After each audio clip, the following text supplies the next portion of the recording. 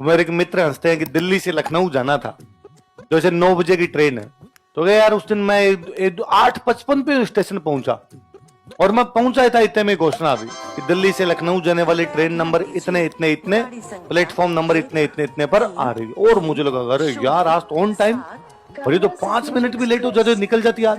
और मैंने जो मेरे पास यात्री खड़े थे उनको कहा अरे भारतीय रेलवे बड़ा शानदार काम कर रहा है, आज तो एकदम टाइम पे। उनका भाई साहब कहाँ जाना है आपको? हमने लखनऊ, ये जो ट्रेन आ रही है इसमें कब जाना है? आज का, ये तो कल वाली है, 24 घंटे लेट है। आज वाली पता लगा के वेटिंग रूम में जाके बैठो यार।